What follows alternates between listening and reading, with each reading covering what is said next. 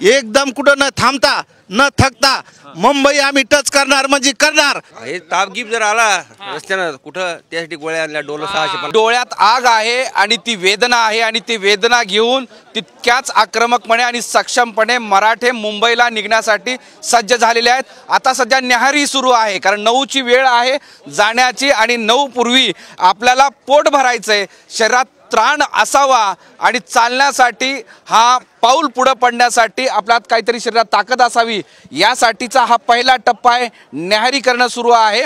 प्रत्येकाने आजच्या दिवसाची न्याहारी, आजच्या दिवसाचं दुपारचं जेवण घरूनच घेऊन आलेले आहेत। या आपण थाळीत जर बघितलं तर बघ चटणी आहे, भाकरी आहे, त्याचबरोबर कांदा, त्याचबरोबर ही हिरवी मिरची, ठेचा, त्याचबरोबर लाडू, ही बुंदी आहे, हे सगळं आहे आणि हे आता पोटात चाललेलं आहे। आणि एकदा काय पोटात गेलं, न्याहारी झाली की जसा शेतकरी दिवसभर कष्ट करतो त्याच पद्धतीनं हे सगळे कष्ट करण्यासाठी निघण्यासाठी तयार झाले आहेत। बाबा कुठून आले? जालना जिल्हा मंठा तालुका। बरं, काय काय सोबत आणले? हे बाजरीची भाकर, ठेसा, पोळी। किती दिवसाचे आणलं? 2 दिवसाच्या। बरं, 2 दिवसासोबत खराब होत नाहीत ना, जास्त दिवसाच्या आणल्यास पण खराब झाल्या असत्या ना। बरं, पुढं पुढं आता सोबत आणलेला सीधा आहे ना, सोबत शिदा आणलाय। तुम्ही कुठून आले? मंठा मंठ्याहून आलेले आहेत आम्ही आणि आता इथं जरांगे पाटला सोबत आम्ही जेवण करीत आहोत सगळं ग्रुप मध्ये। आणि आता इथून जेवण केल्यावर आम्ही फास्ट एकदम कुठं न थांबता न थकता मुंबई आम्ही टच करणार म्हणजे करणार, वापस येणार नाही। हे सर्व तरुण मंडळी आमच्यावाले सोबत गावोगावी सर्व महाराष्ट्रातून आमच्या सोबत आलेले आहेत आणि आम्ही बाजरीची भाकर, ठेसा, शेंगदाण्याची चटणी हे सर्व आम्हाला ह्या पंचकृषीतल्या सर्व महिला मंडळांनी, हे आता जसं म्हणलं तरुण आहेत, म्हातारे माणसं पण आहेत, दाता पडलेले दिसत आहेत, तरी तुम्ही निघाले? पुढे नाता कोणता प्रश्न नाही, आम्हाला तर गेलो आम्ही, पण पुढचा प्रश्न नातू पण तू आमच्या लागायला शिकायला लागलेत ना। पहिला आम्हाला नव्हतं शिक्षणाचा काही ज्ञान, पण आता ज्ञान आहे ना। हे भाकरी ठेचा मजबूत आणायला लागले, मजबूत आनंदाने। हा, जेवढं आरक्षण भेटणार नाही तेव्हाच आम्ही वापस जाऊ, जेवढं भेटत नाही तेवढं तिथं मुंबईलाच राहू। बरं, आता हे जेवण केल्यानंतर दिवसभर चालणार संसार।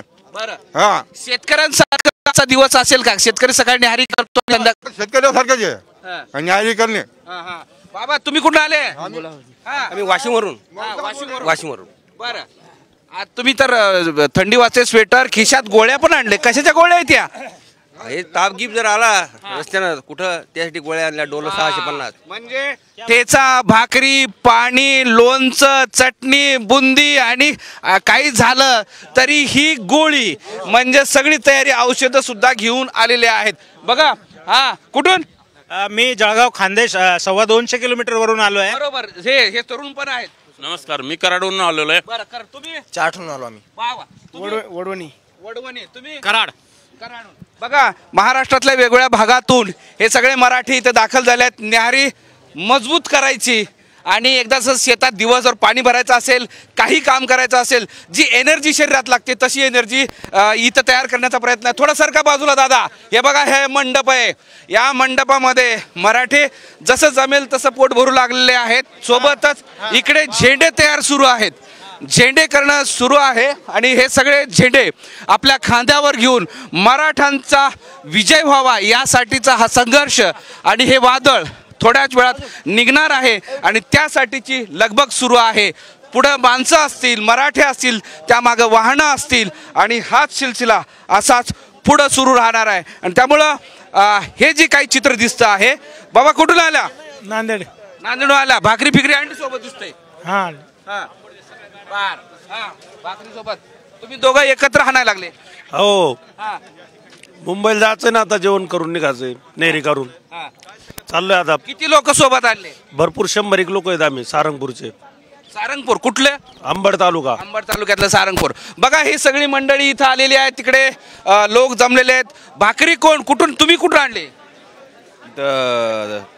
जमा केलेले गावाकडून। आणि दुसरीकडे थोडं सरका, ही सगळी संख्या इथं दिसते ह्या पेंडॉल मध्ये आणि आता थोड्याच वेळात सुरुवात होईल आणि ते सुरुवात करण्याची तयारी पण सुरू झालेली आहे। छत्रपती शिवाजी महाराजांचा हा अश्वारूढ पुतळा आहे आणि हा अश्वारूढ पुतळा एका ट्रकवर ठेवण्यात आलेला आहे आणि हा सगळ्यात समोर असेल आणि त्यानंतर सगळे लोक मराठे पायी चालतील आणि मग सगळ्यात मागे वाहनं असतील.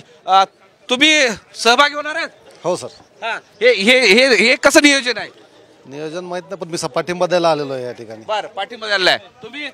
मी पाठिंबा पाठिंबा द्यायला आले आणि ही सगळी संख्या आहे आणि म्हणून आता हे मराठ्यांचं वादळ इथून निघाल्यानंतर कशा पद्धतीनं महाराष्ट्राला दिसेल हे पाहणं महत्त्वाचं असणार आहे.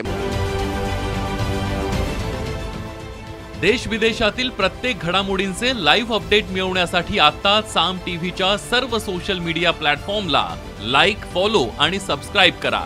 तसंच सर्व नोटिफिकेशनसाठी बेल आयकॉन प्रेस करायला विसरू नका.